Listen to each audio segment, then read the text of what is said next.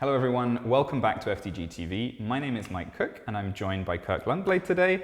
Kirk, you're back at FDG, but for the first time in person. First time in person. And how is that experience going? It's pretty great. My first big conference experience was in the pandemic, and it was a conference from my living room, which is not the same. No, very much not. So is this actually your first in-person conference? First big international in-person conference. I did a few locals before that, but... Well, it's a pleasure to have you here. And earlier today, just recently, you presented your wonderful paper, the title of which is, If Your Empire Lasts for More Than 200 Years, You May Need to Speak to a Doctor, The Effects of Historicizing Discourse on the Crusader Kings Community. Fantastic title, fantastic talk, great paper. Could you summarize for the audience maybe just the sort of the highlights of what you've done? All right, so there's this community of folks who play these very, very intricate historical games, one of which is a medieval simulation. And the games sort of purport to be about medieval history in a way that's educational and also entertaining.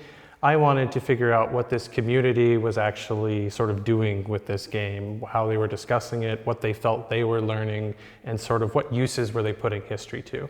So I delved in. This is part of my dissertation project. I did a sort of ethnographically inspired project, sort of really getting embedded within this community, which helped because I was already a player of these games and I loved them from a long time ago, so it was easy.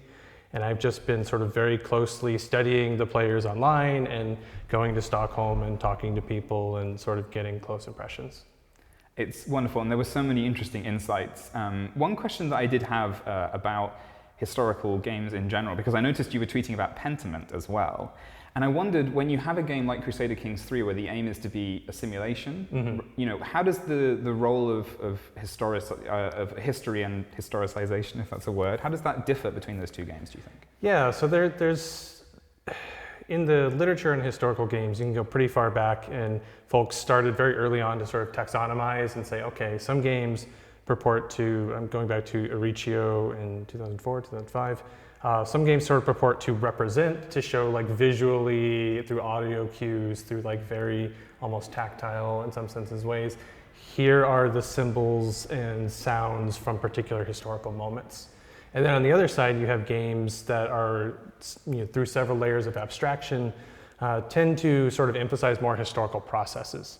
Like as early as 1994, there are papers from folks who are using Civ in the classroom because Civ sort of procedurally teaches them or purports to teach students about how geography impacts sort of decision-making in different cultures and different civilizations. It's really fascinating to look at history in this way. I mean, I'm an AI researcher. I don't get a chance to think about these things. It's really, really fascinating.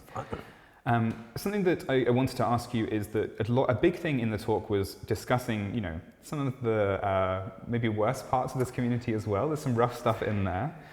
Are there any examples of communities that you know that have gone the other way, that have maybe been positively managed or shaped in a different way? Well, first off, like the Crusader Kings community, I kind of emphasize some of the negative stuff. And this is a little bit as kind of a counterpoint to perhaps the company's own marketing and presentation of their game and its space, but there is a mix. There's a good mix of positive sort of historical discussion and learning and education that's not happening elsewhere. And yes, then there's the stuff I highlighted in the talk that we very much wish was not happening in these online spaces, but it is, and so it bears study. I really appreciated that you did study it and that you did point that stuff out. Before we wrap up, I wanted to ask you, the average game AI academic, what are the two positive Crusader Kings traits that you think the average game AI academic has? Game academic, I should say. Like a game that a character... No, I mean one of us here, if we were transplanted into Crusader Kings 3, what are the two traits that... Well, just about everyone here would go down there's sort of lifestyle trees that are talent trees that you pick, and scholar would be the first one. And then beyond that, that's difficult. There's some about stress, right? Yeah, there's a lot about stress. I would say that, using the analog, that faith is usually in game the thing that's tied to scholarship. So the best analog would be pilgrims for making long journeys to share your knowledge. Which is what we've done this week. I love that. Yeah, we're all scholar pilgrims. Wonderful. Okay, well, I will allow you to go and continue your pilgrimage. Thank you so much for talking to us today. And we'll be back with more FDG TV later on.